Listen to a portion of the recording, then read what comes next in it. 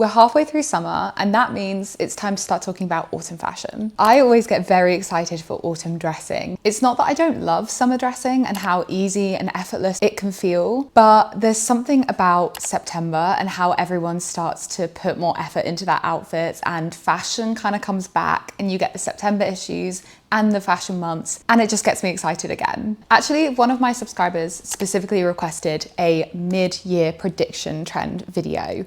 So that's what we're gonna do today. I'm gonna talk a little bit about things that I think will be trending in September, October, and things that are trending right now, but I think will carry through into those months, and we'll just style them a little bit differently. And I think that's a fun premise for the video.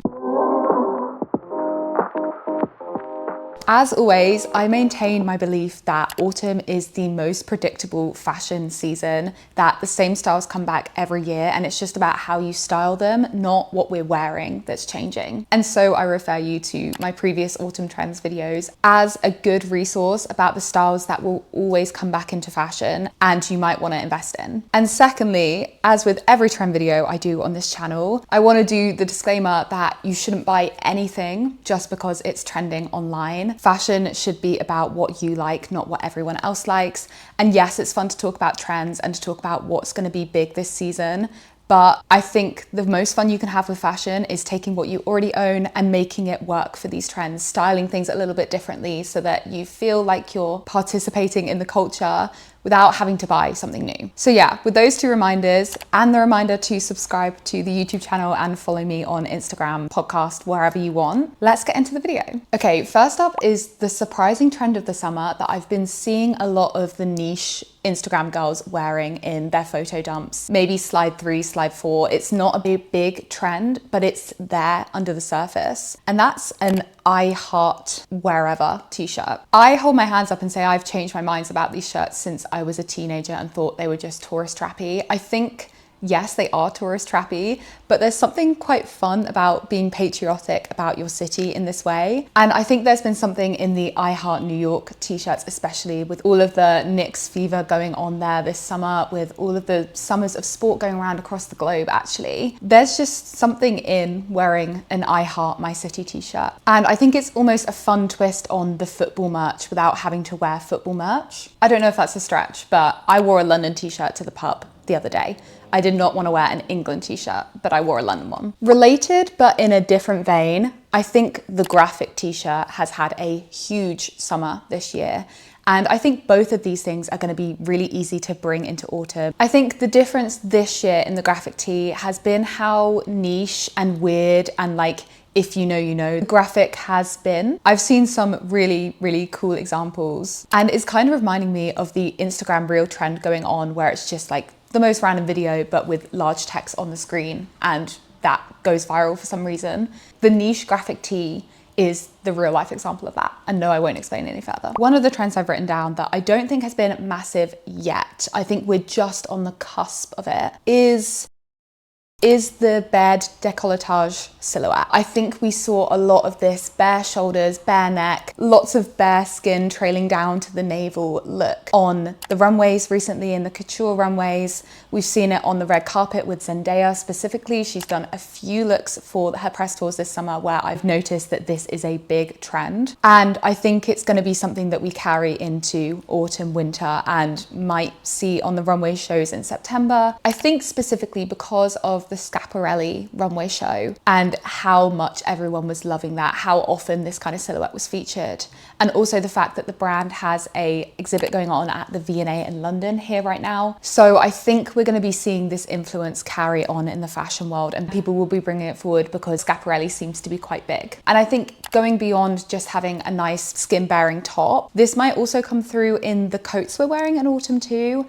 I know that for the last couple of years, what's been really on trend is bundling up with like a big fur jacket or a big puffer jacket. And for this season, I feel like we're going to be seeing more structured wool pieces with that dip down to the navel. Maybe people are wearing it open collar with nothing underneath. Maybe they're wearing like a lace layer underneath instead. But I think we're going to be seeing some structured skin showing pieces for autumn. I think there's been a lot of big colors we've seen this summer. I think it's been a really, really colourful summer. Most notably, probably the turquoise that has been absolutely everywhere. But I think in general, people have been playing with colour more in their outfits. And we've moved on a little bit from the clean girl, the minimalism, the quiet luxury aspect, and we're moving into a maximalism stage now. And I'm kind of thinking, how is that going to translate to autumn trends? Autumn is always a little bit more subdued for people. It's just natural. We gravitate towards browns, towards dark blues and stuff. But I think for this season, jewel tones are going to stay in. Obviously, they're always in for summer, but I think we're going to be seeing them into October and November too. We definitely had a very pared back autumn last year, and the Carolyn Bessette Kennedy trend was the big look that everyone was copying. That was like black sweaters, white t-shirts, blue jeans. I think we're going different this year. For one thing, I think red is going to be a big color. I know it always is with autumn, but I think a specific kind of deep red that I've been seeing Instagram girlies wearing a lot, but also in some music albums and in movies and just out on the street. And I saw WGSN have a very similar color to what I'm thinking predicted for 2028. So I feel like we're going to start to see the influence come in now from the fashion girlies who are always ahead of the predictions. I'm thinking though that it's going to be a little bit different from that pop of red trend that we had just a few years ago. I think the color is going to be a little bit more cohesive with this. It's not going to be minimalist outfits with a pop of red. It's going to be a little bit more monochromatic or tonal dressing. I think people are going to be incorporating other colors, not just red. And I think it's going to look a little bit more fashiony, a little bit more dedicated than just having one red item in your outfit, if that makes any sense. Also on my list of colors is orange. Again, is a very autumnal color, but I also think orange is a very summer color, and I think people sort of phase out quite quickly in their wardrobes when it comes to autumn, but I think this year it's gonna stay long term.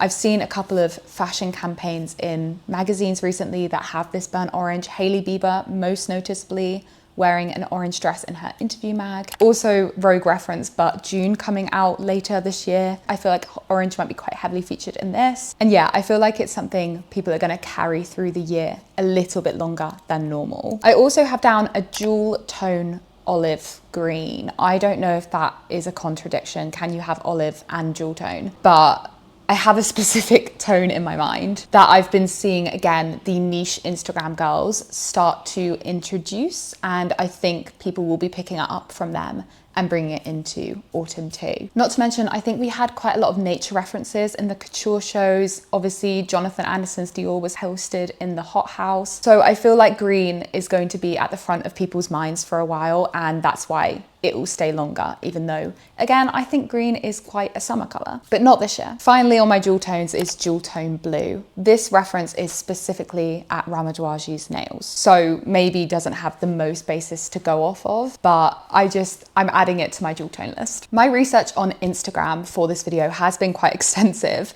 and one thing that kept cropping up that I think was again quite subtle, and I had to see it a couple of times to notice the pattern, was tie-up laces in clothing. Is that what we're calling it? Like laced clothing. I saw Alexa Chung wearing a specific pair of lace-up trousers that I think again feel quite grungy, quite classic autumny, and I think could serve as good inspiration for this year. I also saw a pair of boots someone was wearing that had lace up in the back. I just think these are going to be big this year. I think we're seeing the inklings of it already, and I don't know if, again, this is a stretch, this is a niche reference, but the fact that we're getting a Jane Austen adaptation this autumn, and obviously this kind of tie-up, lace-up clothing is similar to what they wore in that era, in method of clothing, if not in style, makes me think it could be quite big. As you can tell, some of these predictions are more niche than others, more likely than others. Speaking of niche, if we go back to comparing last year's autumn with this year's autumn, I think one big difference I'm predicting is that last year felt very city girl. Again, the Carolyn Bessette Kennedy's style, very city heavy, very working girl heavy. But this year, I think we're gonna go back to the typical boho girl. In fact, I think last year we had a country girl summer and a city girl autumn, and this year it's a city girl summer and a country girl autumn. I think we just have a lot of boho references going on in press tours right now. And I think if I were to get specific, this kind of very boho flowy neckline that the cast of the Odyssey seems to be loving, I think is going to be quite a big trend. And here's where I go one step further and take that reference to the Odyssey a little bit too far. I think the horse motif is going to be big this autumn. Obviously, we've already started the year of the horse, but the Trojan horse icon in Odyssey feels like it might give this a little bit of a revival. I've also seen a lot of fashion editorials featuring horses, and I feel like it's going to culminate into a horse autumn, but in quite specific ways. I know that for summer, tassel necklaces have been quite big. I think these are really fun.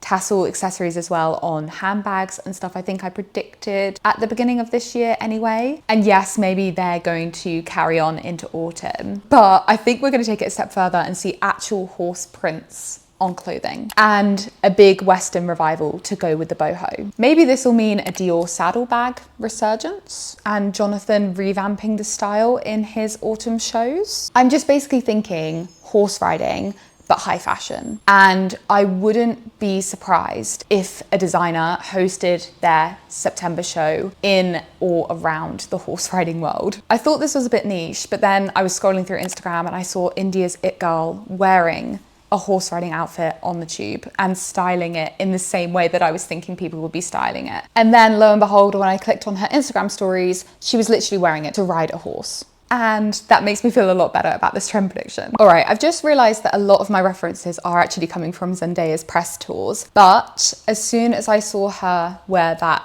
t-shirt dress for Spider-Man, I wrote down t-shirt dresses for autumn because that was an iconic look. I feel like a lot of people will have that on their mood boards this autumn. And I have since noticed a couple of people wearing similar styles. I do feel like we've waited long enough for them to come back into style, and if Zendaya is wearing it, then a lot of people will wear it. And it feels fresh enough to feel like a new trend, even though the t-shirt dress is pretty iconic. Maybe the graphic slogan t-shirt dress trends will meld together and that will become one big monster this autumn. Another trend I've been noticing this summer that I think is a strong indicator people are already thinking about autumn fashion is the plaid tartan pieces that have come out a lot earlier than usually they would.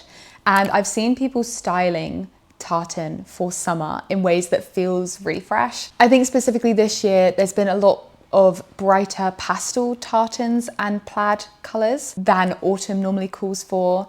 People are styling it with obviously breezier pieces than the heavy chunky knits you might see them with. And I think it's quite an unexpected thing to bring these pattern into the warmer months, and it's felt really fresh, and I've loved every single version of this that I've seen online. I also wonder if it's because heritage fashion has been quite big this year and heritage brands like Burberry have been having a resurgence. Burberry's been doing pretty good lately. I think they've just returned to the green. So maybe that's why we've been seeing this. I know that the brand did a summer takeover in a hotel somewhere. They had a really light, fresh blue tartan print. And I think maybe that will inspire the lighter version of tartan to continue into autumn and for people to keep their lighter colors out rather than swap them for the darker palettes that we normally associate with autumn. My final trend feels like a bit of a culmination of a lot of them. It's also not really a trend, but I have been seeing braids everywhere on the streets of London, high fashion editorials, film, music, just everywhere I look. And I love it. People are getting so creative with it. I screenshotted this image that I saw on Instagram. I'm not entirely sure where I saw it from, but I just absolutely loved it. And of course, it's got good links to the horse girl trend, the boho trend, the country girl trend over city girl. I think braids being big to me symbolizes a kind of effortless fashion wave and people not wanting such a buttoned up, slick back look. They're wanting something that feels a bit more personal, younger, fun fashion style. And that feels like a good indication for all of these trends, to be honest. None of them feel too grown up. Maybe only the keyhole neckline bed décolletage trend, but the rest of them feel a little bit more fun. And I think that's a good indication for this autumn. I think we've had a fun summer with all the sport, with all the pop culture that's been going on. And I think people are gonna wanna carry that into autumn. And maybe these are a good indication of that. I never know how to end these videos, but those are my mid-year trend predictions. I think some of them are stronger than others, but all of them have at least some reasoning. And I'd love to know which ones you agree with and don't agree with. So leave me a comment below. Thank you so much for watching this video. I hope to see you in the next one. So make sure you're subscribed to the channel and have a lovely day, besties. Bye.